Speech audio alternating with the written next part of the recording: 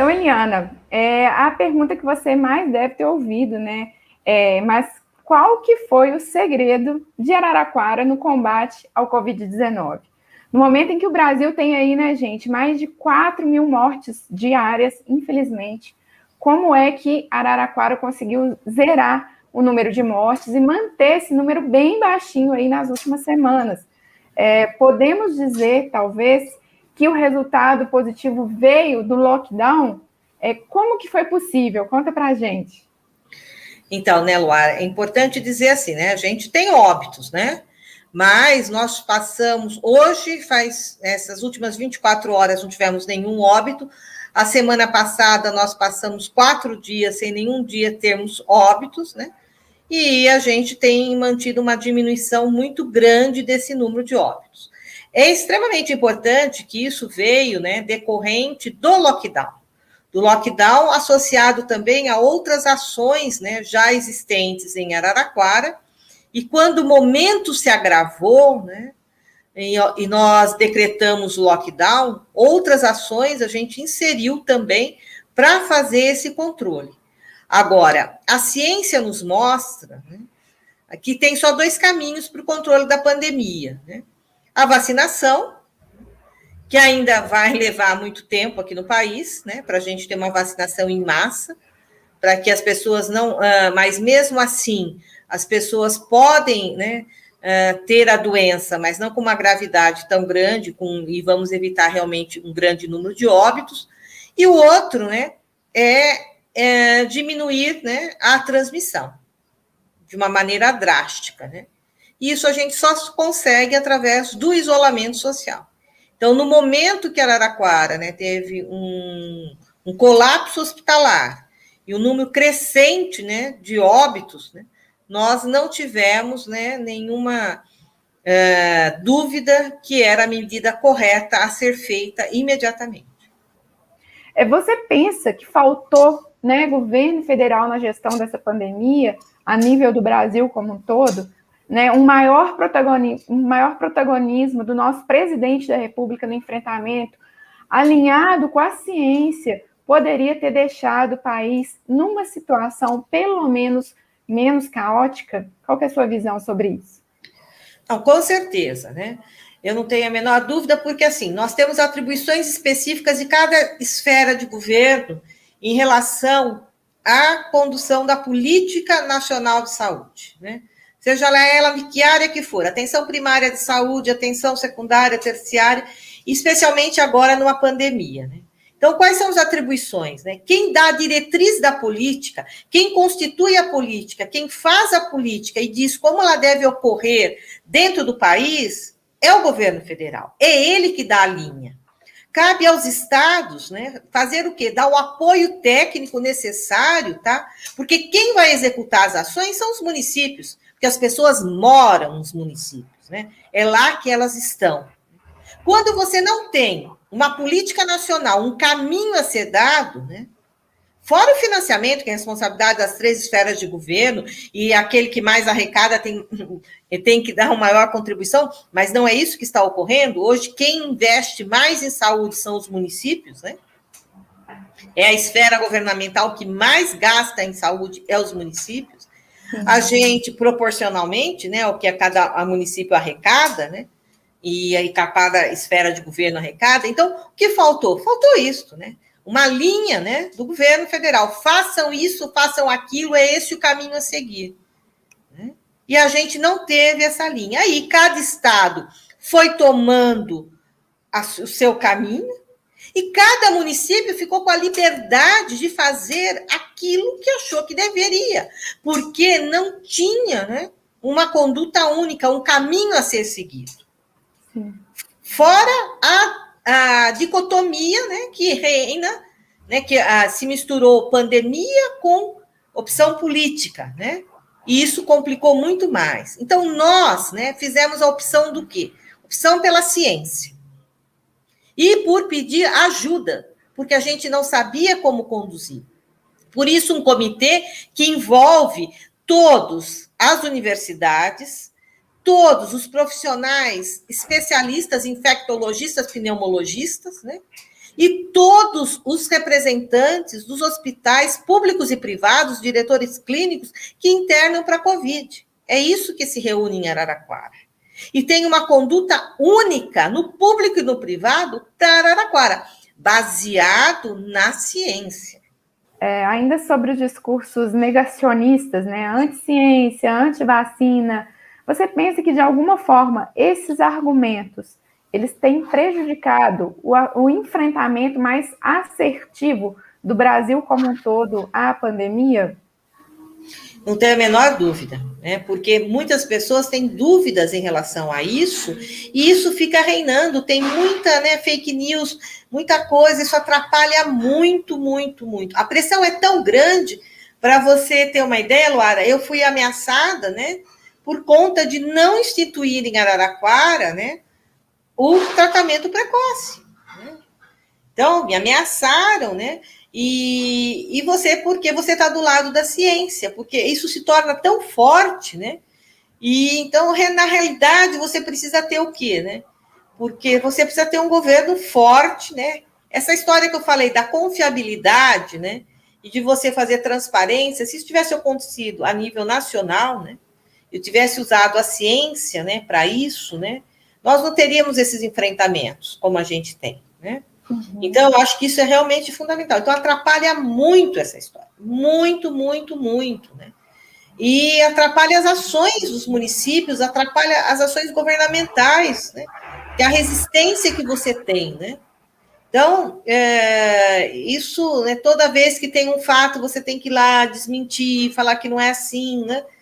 Mas é o que vivemos, né? Agora, você disse que a gente vai ficar marcado na história daqui uns 10 anos, mas nós não podemos esquecer que, apesar de toda essa luta de negacionismo, de tratamento precoce, mas o que vai ficar marcado na gestão de cada prefeito, de cada governador, né, e do presidente é quantos caixões nós vamos enfileirar nessa pandemia. É isso que é a responsabilidade de cada um. E tem as pessoas que dizem que não, que isso é normal, que as pessoas eles estão morrendo. Não é assim. Né? Não é assim. Então, que cada um tenha essa consciência que vai ficar marcado na história enquanto gestor, neste momento tão crítico, né? Pelo número de vidas que se perderam. Sim. Muito importante todo mundo ter consciência disso. Bom, e daqui para frente, né? Queria saber também quais são os planos para Araraquara. Já é tempo de vocês suavizarem as medidas ou ainda permanecem em alerta? E quais aí são as recomendações que você daria a toda a população brasileira? Então, esse é um outro desafio, né? Nós fizemos lockdown, conseguimos resultados, né, surpreendentes, tivemos uma redução de 79% nos óbitos, né? Então, nós tivemos aí uma redução de 80% no número de casos, né? Mas a gente tem um desafio, como manter isso? Nós não podemos ficar em lockdown permanente. Então, esse agora é o desafio.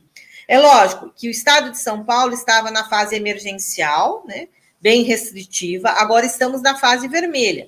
Mas ele não consegue, né? É impossível você manter isso.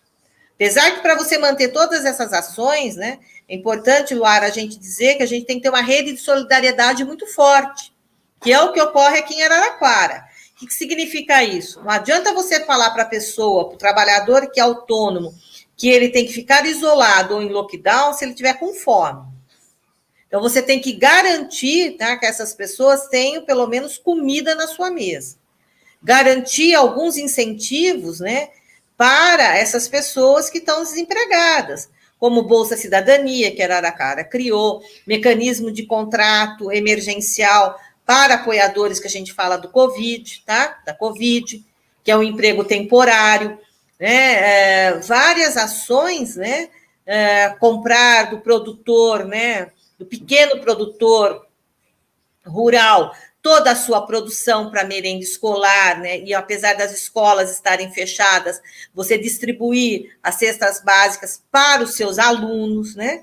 Então, são várias ações para você poder suportar uma situação como essa. Acho que isso é extremamente importante, né?